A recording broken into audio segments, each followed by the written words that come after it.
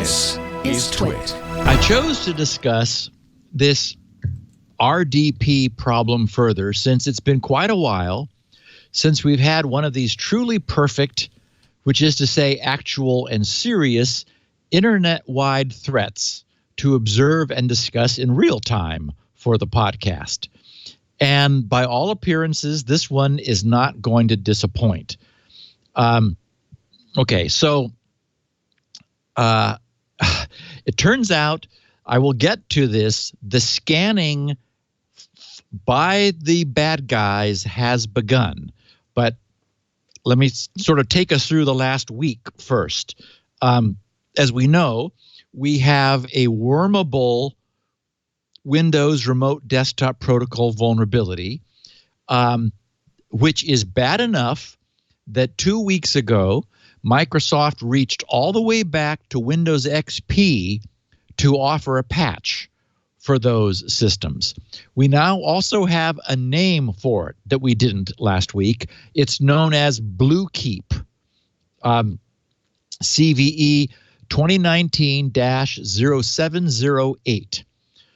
So last Thursday, on May 23rd, Dan Gooden for Ars Technica wrote, "It's been 9 days since Microsoft patched the high-severity vulnerability known as BlueKeep, and yet the dire advisories about its potential to sow worldwide disruptions keep coming.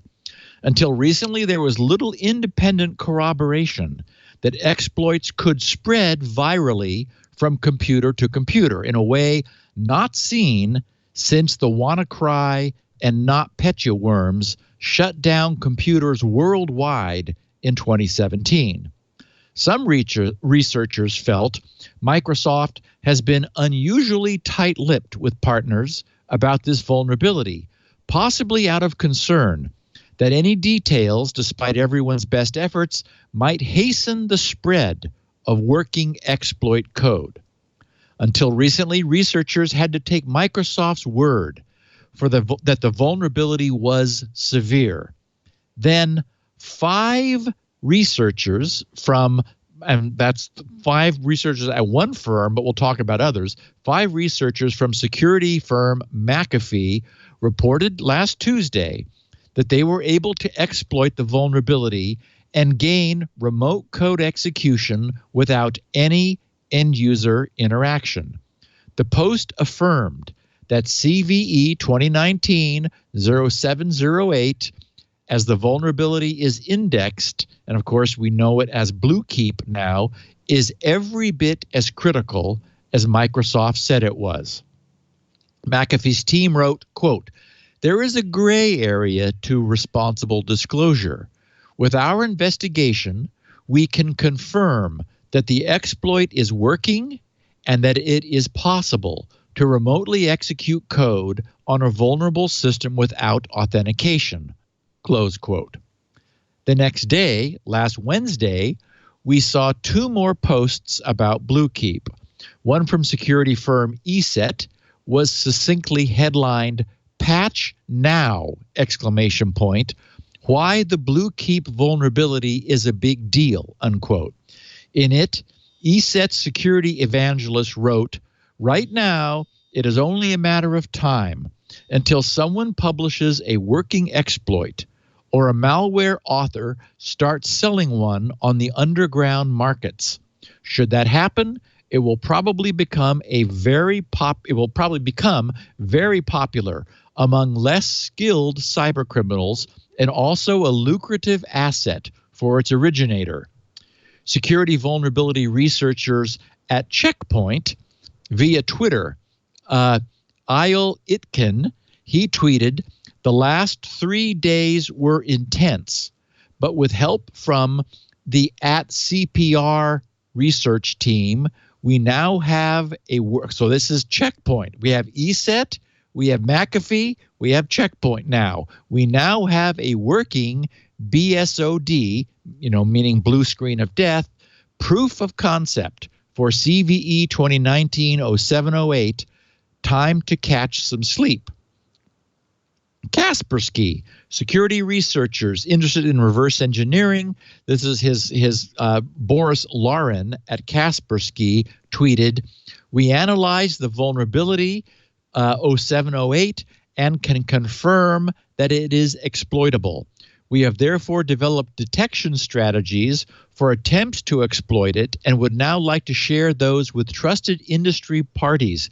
Please contact nomoreworm at Kaspersky.com."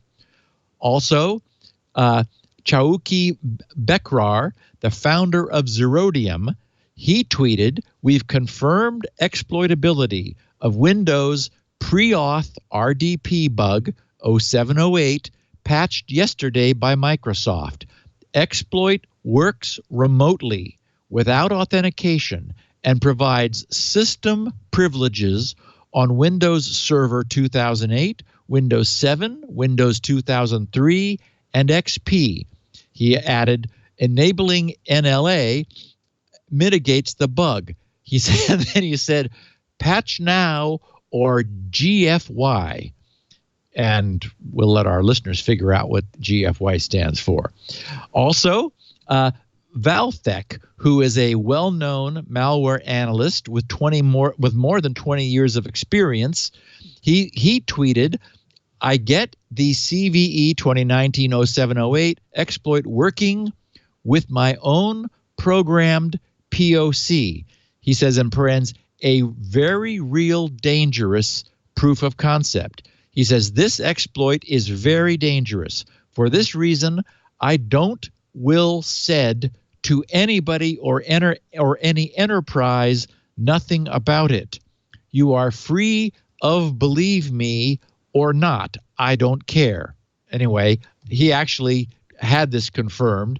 The senior principal engineer and lead scientist for McAfee said, "After many hours at Valthek was able to get a working proof of concept for this. We're not going to reveal technical details or release code.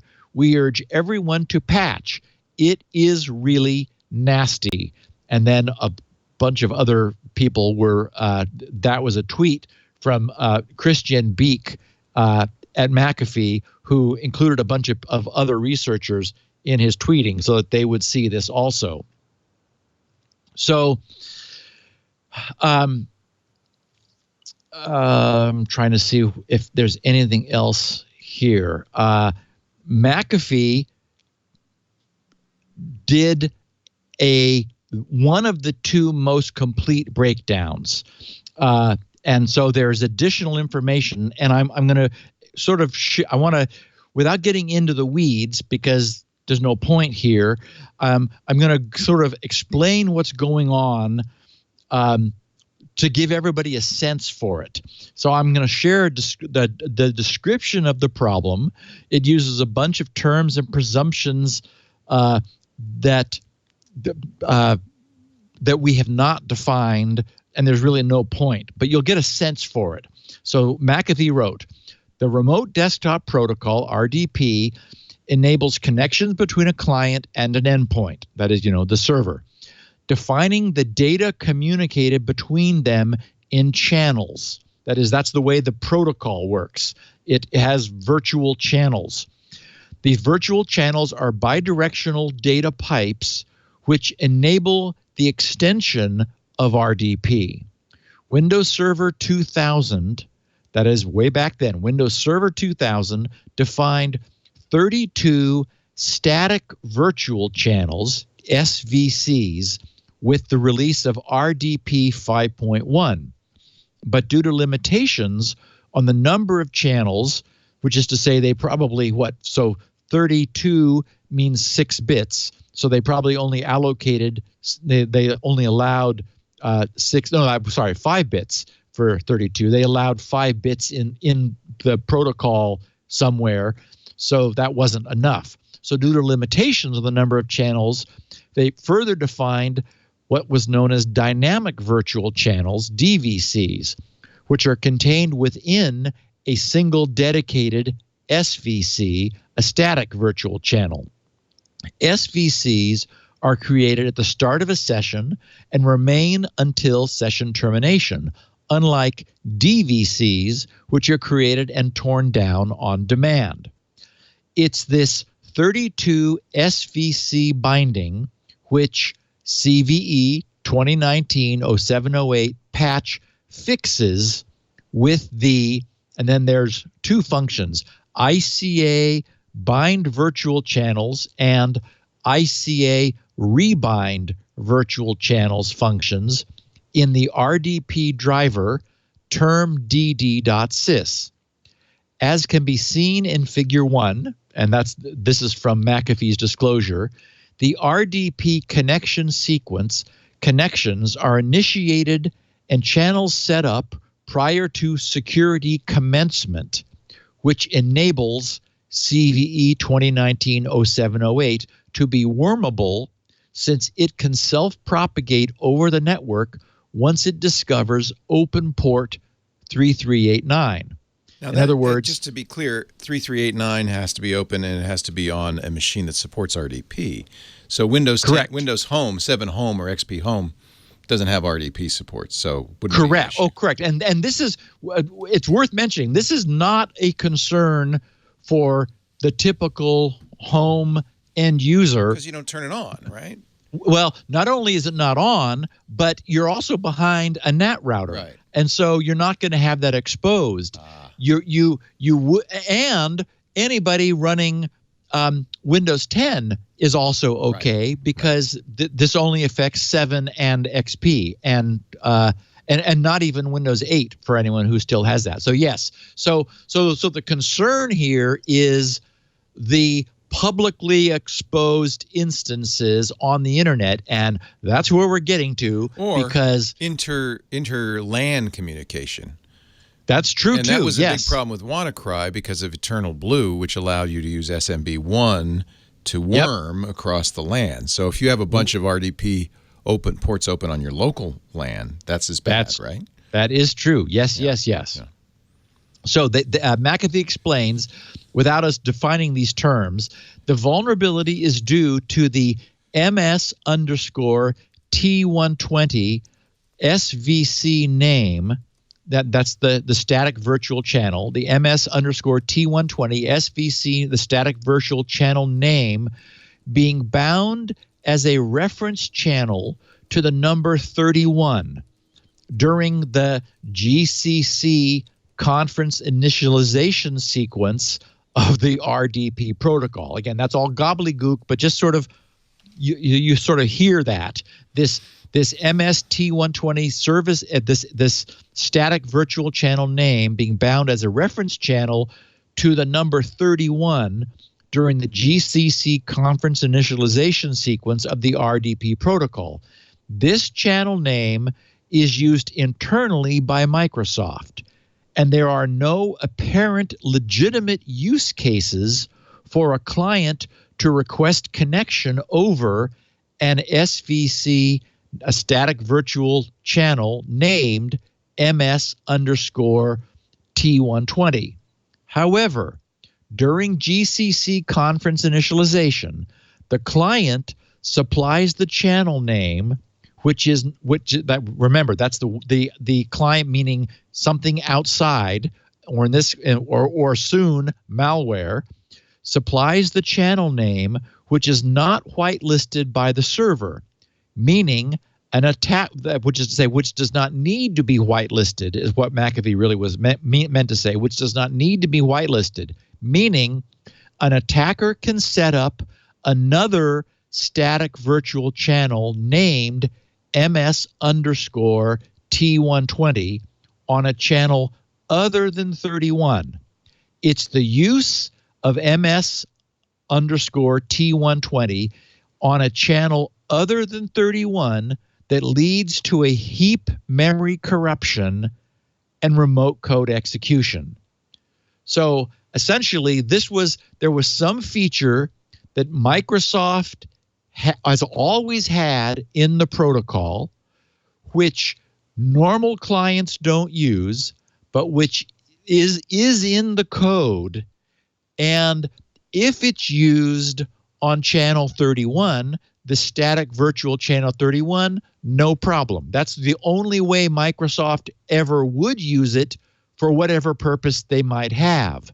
But it turned out someone discovered, well, and I don't remember now the genesis of this, I don't think we ever heard who found it. Nobody else came out with a public disclosure. So this may have been privately reported. Maybe Microsoft found it themselves. But one way or the other, if somebody hooks up to an RDP protocol server from XP through Windows 7 and asks for this MST120 to be bound to a static virtual channel other than 31, the server crashes in a way that basically everybody who has looked at it, we went through all of those tweets and all the companies, that is to say, this is not hard to do, which is the reason everyone's running around with their hair on fire, is that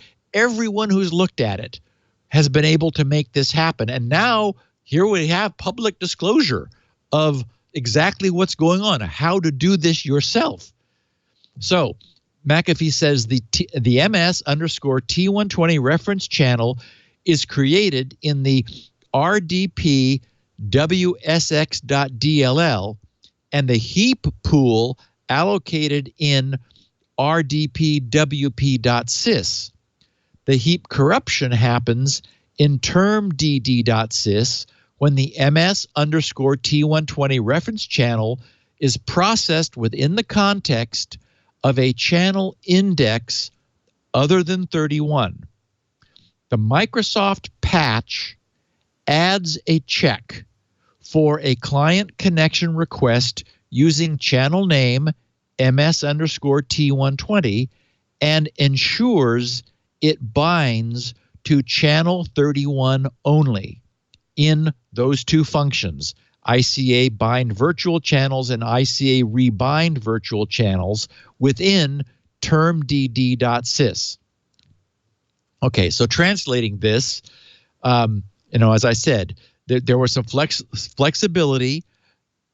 What happened was Microsoft fixed this by enforcing the use of MS_T120 only for channel 31.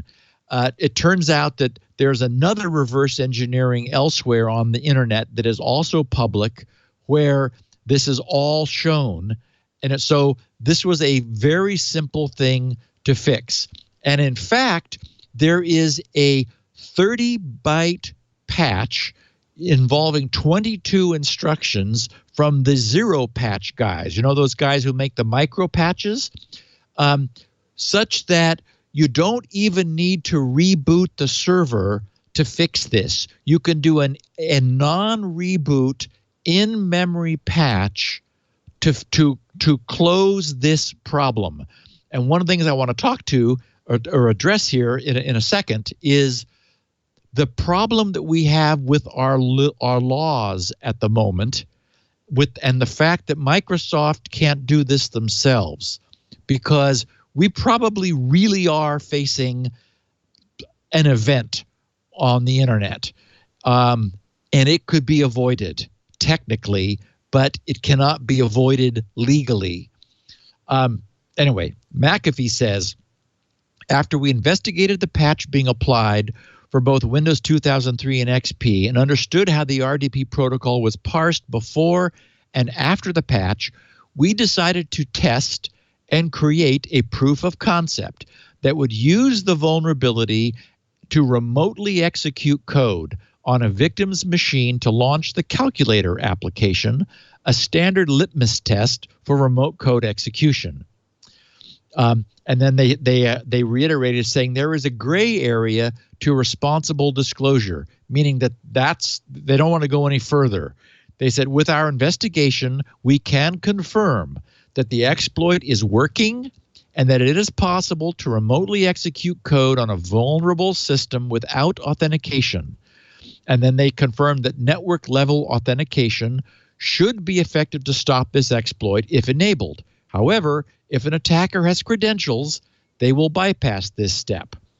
They said, as a patch is available, we decided not to provide earlier in-depth detail about the exploit or publicly release a proof of concept. Not that it matters, because again, this is just not that hard to do.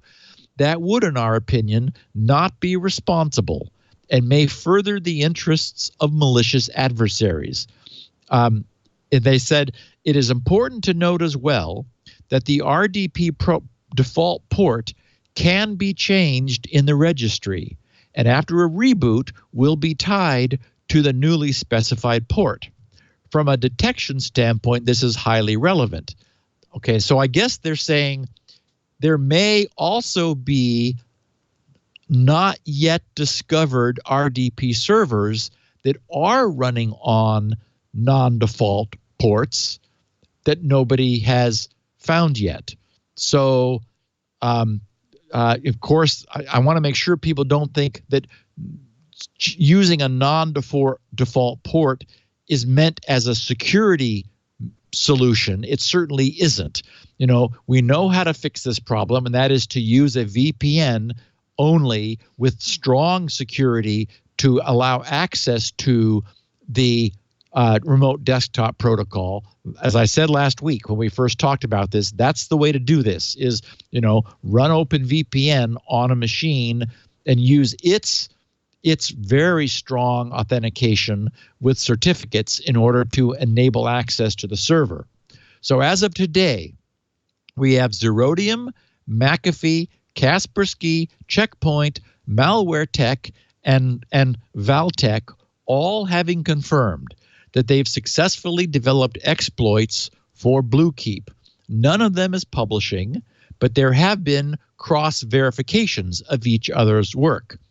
So this strongly suggests that the vulnerability is decidedly not difficult to weaponize. A security researcher, Sean Dillon, at RiskSense, has created a tool to allow companies to test whether their own PC fleets have been correctly patched against the BlueKeep flaw. So, Leo, just as you were talking about within an intranet, there are now, and even since I wrote this, I have found some others. RiskSense is packaged as a Docker. I've got the link to the GitHub Docker in the show notes. It has been turned into a Metasploit module. So Rapid7 now has it in Metasploit. And Robert Graham, who tweets as Errata Rob, and that's where his blog is, he trimmed down the RiskSense work, produced a nicer, leaner, and higher speed C scanner. I've also got and he's posted his on his GitHub page as RDP scan. So I first have his initial take, and then I have an update from this morning. So Rob first wrote a couple days ago, RDP scan for this vulnerability, BlueKeep vuln. He said, this is a quick and dirty scanner for the 0708 vulnerability in Microsoft Remote Desktop. Right now, okay, now this is no longer current. I will update this in a second. He said, right now, there are about 700,000 machines on the public internet vulnerable to this vulnerability, compared to about 2 million machines that have remote desktop exposed, but are patched or safe from exploitation. Many expect that in the next few months, a devastating internet worm will appear similar to WannaCry and NotPetya. Therefore, scan your networks and patch your systems. This tool makes it easy to scan your networks to find vulnerabilities. To use this tool, you can download a binary to run from the command line, or you can download the source and compile it. For Windows, there's a pre-compiled binary available. He writes, the tool is based entirely on the desktop patch from, and then he cites the code from RiskSense. He says, I've simply trimmed the code so that I can easily compile on Mac OS and Windows, as well as added the ability to scan multiple targets. He says, this is only a couple days old and experimental. However, I'm testing it by scanning the entire internet with the help of Mass Scan, which is his parallel scanner. So I'm working through a lot of problems pretty quickly. You can try contacting me on Twitter at ErrataRob for help and comments. So that was yesterday. He's so dated 5/27. He says, "You Linux peeps get only source as usual. It seems to be working well on all three platforms." This morning he updates. First, Gray Noise Intelligence over the weekend said BlueKeep scans started. They tweeted at Gray Noise IO, Gray Noise is observing sweeping tests for systems vulnerable to the RDP BlueKeep. Now, of course, some of these could be, for example, ErrataRob doing a scan. So certainly we know that we're going to have some white hat researchers scanning in order to help us appreciate the size of this threat. It's clear also, well, actually in this case we know that it's not Rob. I'll explain why. They said vulnerable to the RDP BlueKeep vulnerability from several dozen hosts around the internet. This activity has been observed from exclusively Tor exit nodes and is likely being executed by a single actor. ZDNet reports intense scanning activity detected for BlueKeep RDP flaw. A threat actor hiding behind Tor nodes is scanning for Windows systems vulnerable to BlueKeep flaw. They wrote, while the InfoSec community was holding its collective breath, thinking attacks may never start, things changed over the weekend. On Saturday, threat intelligence firm Gray Noise started detecting scans for Windows systems vulnerable to BlueKeep. Speaking to ZDNet, Gray Noise founder Andrew Morris said they believe the attacker was using the Metasploit module developed by RiskSense to scan the internet for BlueKeep vulnerable hosts. So far, we've observed only scans, no exploitation event attempts, but it appears that at least one threat actor is investing time and effort compiling a list of vulnerable devices, presumably in preparation for the actual attacks. And of course, as I've noted, at least 6 research groups have announced that they've come up with private BlueKeep exploits, and there have been 2 detailed write-ups, one from McAfee that I shared, and there's also one from Wazehell, WAZEHELL.io. So I think it's only a matter of time before we see more. Now, this morning, Robert Graham posted to his own Errata Security blog the title, Almost 1 Million Vulnerable to BlueKeep Vuln. He said, he starts his posting saying, Microsoft announced a vulnerability in its remote desktop product that can lead to robust, wormable exploits. I scanned the internet to assess the danger. I find, he writes, nearly 1 million devices. And actually it was 923,000 is his count. Although then some successive scans, rescans found some additional ones. So it looks like it's 950,000, approximately 950,000, thus nearly 1 million devices on the public internet that are actually vulnerable to the bug. And I'll break this down in a second. He says that means when the worm hits, it'll likely compromise those million devices. This will likely lead to an event as damaging as WannaCry and NotPetya from 2017, potentially worse. as hackers have since honed their skills exploiting these things for ransomware and other nastiness. He said, to scan the internet, I started with MassScan, my internet scale port scanner, looking for port 3389, the one used by remote desktop. And of course, we know that's by default. There may be other RDP servers on different ports. He says, this takes a couple hours and lists all the devices running remote desktop in theory.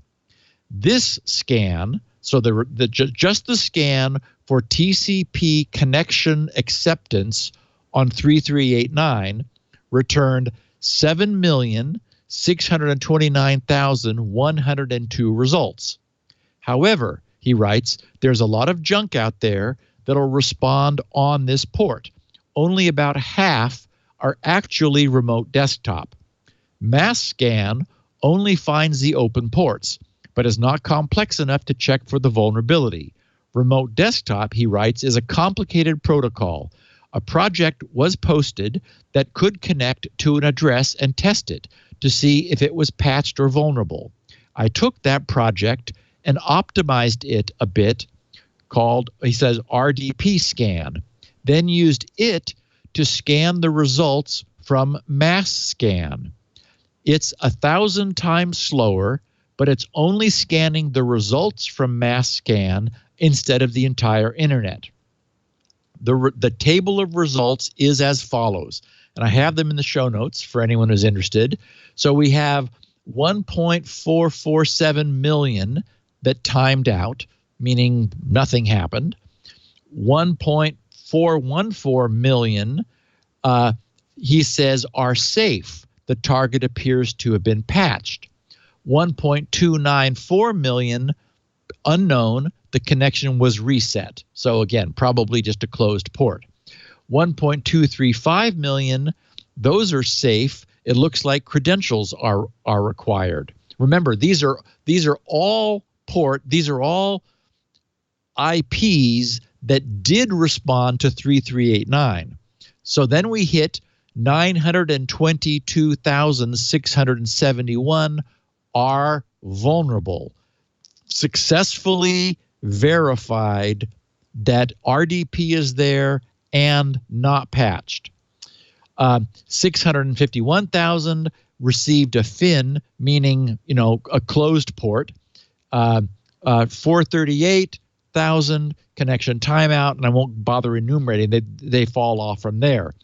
He says the various unknown things fail for various reasons. A lot of them are because the protocol isn't actually remote desktop and respond weirdly when we try to talk remote desktop to them.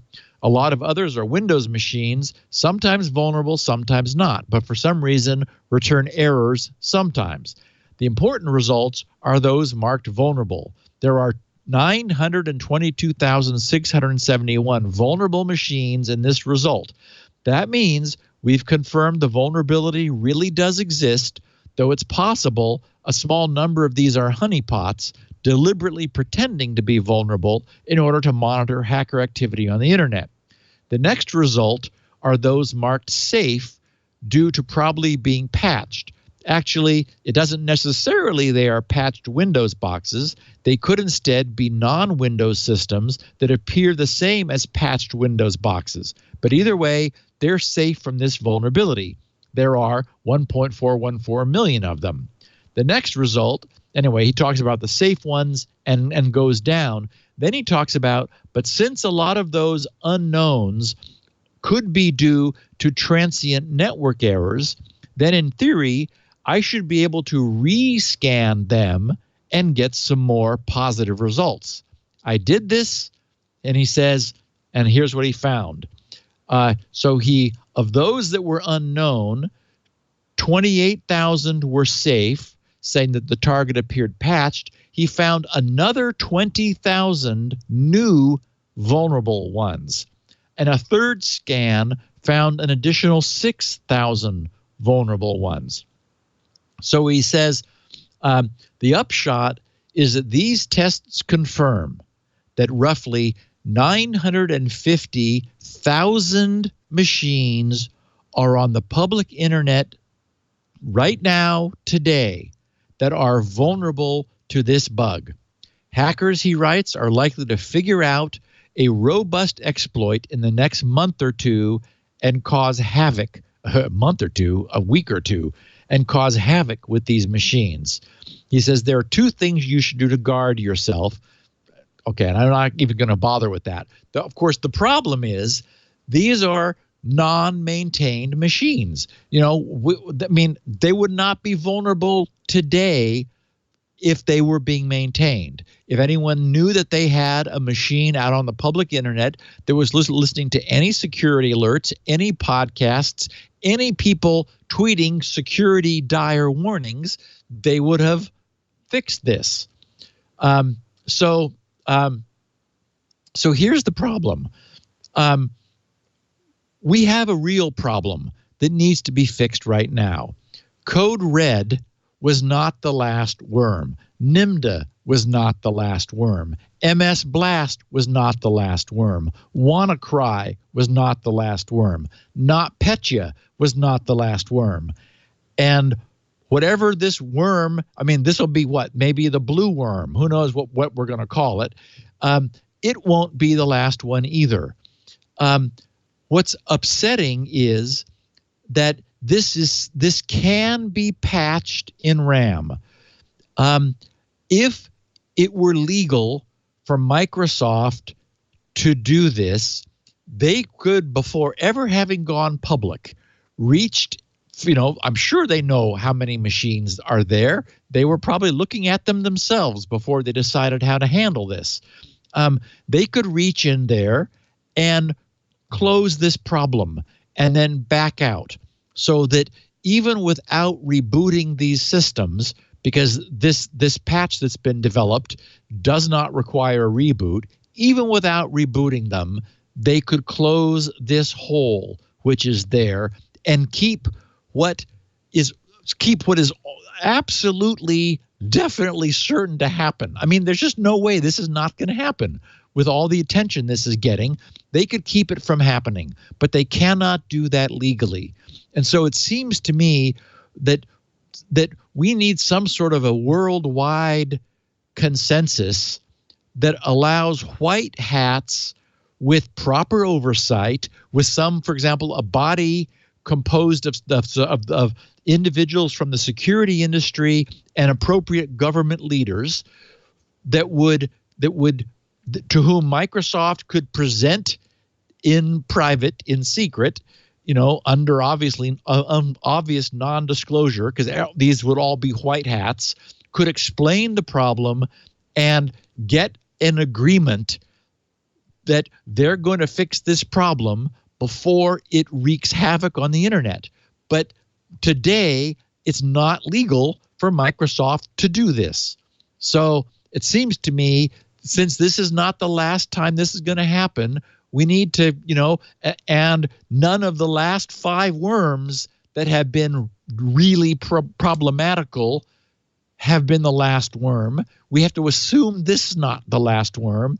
We need to be proactive and somehow, get some global treaties with the other nations that we care about, or maybe just do it unilaterally with the U.S. Say, look, folks, if software from a supplier that we care about in the U.S. or a friend of the U.S., an ally, if the problem can be proactively fixed in a way that can be shown not to hurt somebody who is unaware of the problem, then it needs to be made legal to reach out and do that, because otherwise we're going to have happen what is almost certain that we'll be talking about on next week's podcast or the week after. Well, we know we're going to be talking about malware, ransomware spread by this. I mean, that's, and it's, I don't think it's an accident that its name is an accident, since Eternal Blue is the NSA exploit that helped people worm their ransomware from machine to machine. So What is it? Solid Blue? What do they call it? It's BlueKeep. BlueKeep. This makes a lot of sense. It's keeping Blue active. And Yeah. ransomware is just getting worse and worse. So it's not the end of the internet, though. Let's be fair.